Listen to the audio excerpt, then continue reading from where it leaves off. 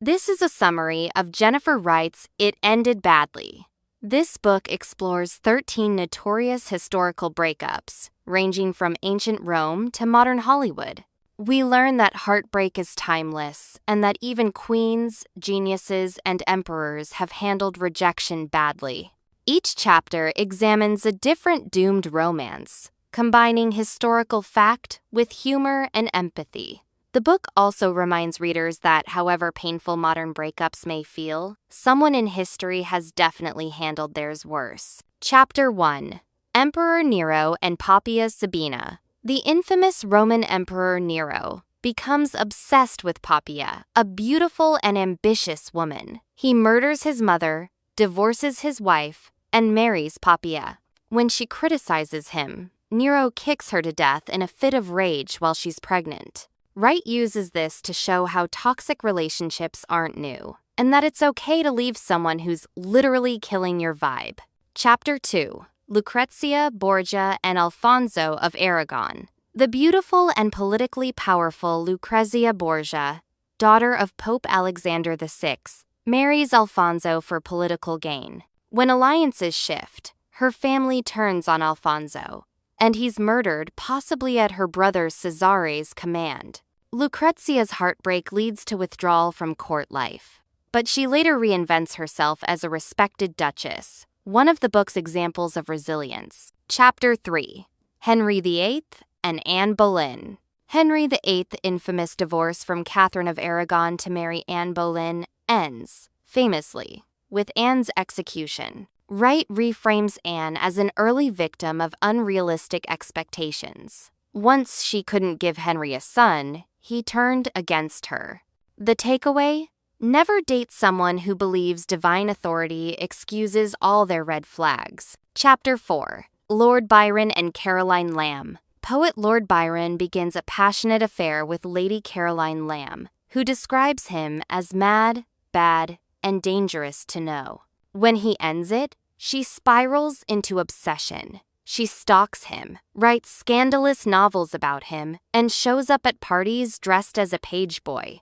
It's one of the book's funniest and most tragic examples of heartbreak turning into spectacle. Chapter 5: Oscar Wilde and Lord Alfred Douglas. Their intense, destructive love affair leads to Wilde's imprisonment for gross indecency.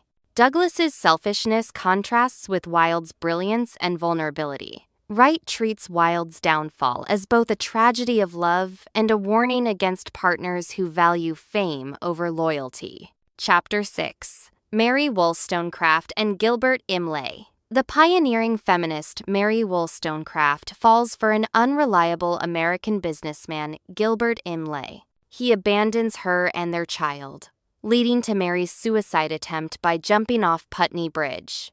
She survives. Despite heartbreak, Wollstonecraft goes on to write A Vindication of the Rights of Woman, proving that heartbreak can fuel genius. Chapter 7: Napoleon and Josephine. Napoleon divorces Josephine because she cannot give him an heir, even though he adores her. He later marries another woman, but his letters to Josephine reveal enduring love, showing that ambition can destroy what tenderness builds. Chapter 8: Charles Dickens and Catherine Hogarth. The celebrated novelist Charles Dickens grows bored with his wife after 10 children and begins a cruel public campaign to discredit her. He separates from her, but keeps her away from their children. Wright's commentary here bites hardest. Genius does not excuse cruelty, and Catherine's quiet endurance becomes its own form of dignity. Chapter 9: Oscar Wilde's Friendships After Prison. Post-prison, Wilde reconnects with some old acquaintances but remains broken in spirit. Wright uses this interlude to show how shame and social judgment can linger after toxic relationships and public ruin. Chapter 10: Norman Mailer and Adele Morales. Mailer stabs his wife Adele Morales at a party, nearly killing her, and later tries to justify it as part of his artistic passion. Wright draws a clear line. Abuse isn't art, and anyone romanticizing tortured artists should read this chapter twice. Chapter 11: Edith Wharton and Morton Fullerton. Novelist Edith Wharton, known for her restraint and wit, falls for a younger journalist, Morton Fullerton, who turns out to be unreliable and manipulative.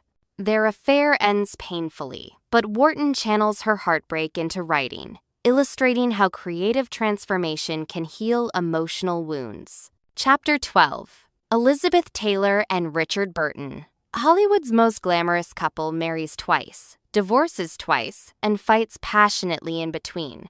Their love is intoxicating but unsustainable.